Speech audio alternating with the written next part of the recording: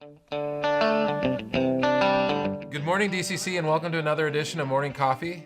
This morning, I want to talk about this word called that the Jews used. It was called Talmudim, and it's a word that you probably are more familiar with as disciple.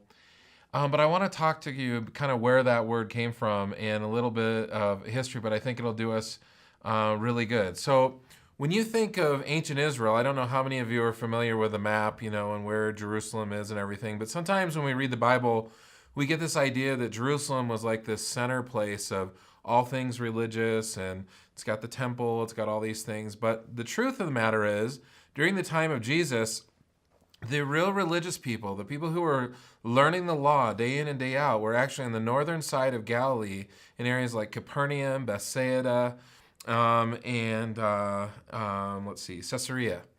And so when you look at the area, they call it the rabbinical triangle. So there's all these rabbis, and one of the things that they held true is that even though they were all kind of in the fishing business, right, and the whole town would be in the fishing business, right? So everybody is playing a part.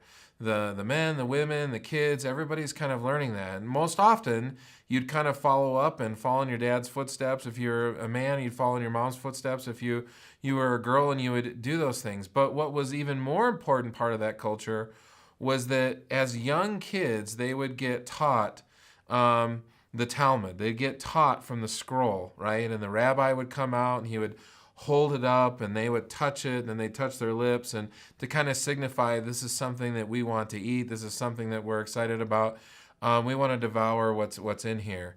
And so during that time, there was this opportunity for the young men to choose to be a disciple, to choose to be a Talmudim, to choose to follow a rabbi.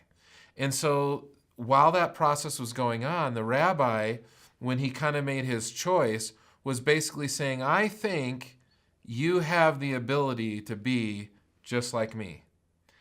And so what do we know about the early disciples? Well, we know that they're kind of past that age and they're out fishing. So they've kind of gone through that process, and they didn't make the cut. The rabbis didn't choose them. And so you've got Peter and James and John, and you've got Philip, and you've got all these fishermen who are out there. They didn't make the rabbi cut, but they're out doing exactly what their dads had done. But here comes Jesus, right? And he turns around and just says, follow me. And to them, that was like a big deal, right? Because it was basically saying, you can be just like me.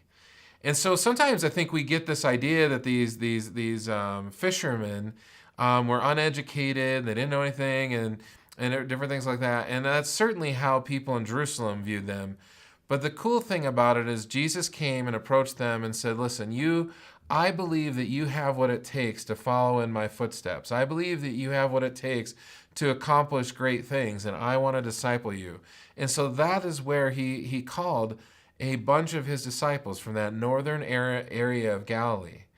And so one of the things that strikes me about this place is that there was this family community, and that it was part of their culture that I think Jesus was after.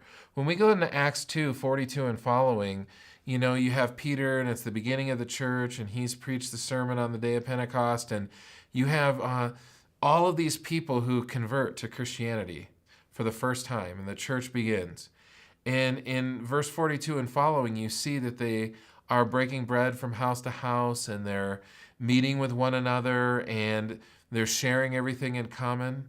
Well, that looks a lot like the Northern Galilee, right? It looks exactly like what they grew up with.